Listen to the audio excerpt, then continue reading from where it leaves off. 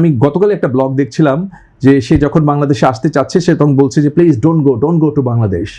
তারপর সে বলছে যে না why don't go, I will go to Bangladesh. তারপরে সে ব্লগ দিচ্ছে যে উইটস এ ফ্যান্টাস্টিক কান্ট্রি। এবারও যে ট্যুরিজম বাজেট হলো সেই বাজেটের মধ্যে আপনি দেখবেন পর্যটন খাতে যে বরাদ্দ সেটা দেখবেন যে অন্যান্য সব মন্ত্রণালয় থেকে সর্বনিম্ন, কিংবা পর্যটন খাতে বরাদ্দর অধিকাংশই 90 বা 95% নিয়ে যাচ্ছে হচ্ছে সিভিল এভিয়েশন এবং বিমান।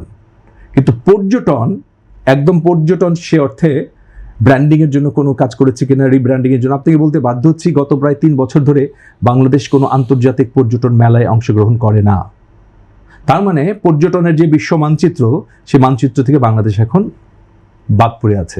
তো এখন আপনি এই এত কিছু নিয়ে সমস্যা নিয়েও তারপরে আমি বলবো যে বেশ কিছু tour operator, inbound tour operator তারা কিন্তু চেষ্টা চালিয়ে যাচ্ছে। এত দুরবস্থার ভেতরেও কিন্তু বাংলাদেশে পর্যটকরা আসছে। সবচেয়ে আশাব্যঞ্জক তথ্য হচ্ছে এরপরেও কিন্তু তারা আসছে, তারা বাংলাদেশ ঘুরছে। তারা অনেকেই আছে দেখবেন, আমি গতকাল একটা ব্লগ দেখছিলাম যে সে যখন বাংলাদেশে আসতে চাচ্ছে সে তখন বলছে যে please don't go to Bangladesh. তারপর সে বলছে যে না why don't go, I will go to Bangladesh. তারপরে সে ব্লগ দিচ্ছে যে উইটস এ ফ্যান্টাস্টিক কান্ট্রি। হ্যাঁ, ইটস এ রিভার্স কান্ট্রি। আমি যা শুনে এসেছি আসলে তা না। জায়গা কেনার পর কোনোদিন ভাবিনি বাড়ি দেখে যেতে পারবো। বাবা, তুমি করেছো জমি আর আমি করলাম বাড়ি, এখন থাকবে তোমার নাতি। বসুন্ধরা সিমেন্টের দৃঢ় গাঁথুনি গড়েছে 3 প্রজন্মের এক ঠিকানা। শক্তির মানদণ্ডে উত্তীর্ণ বসুন্ধরা সিমেন্ট।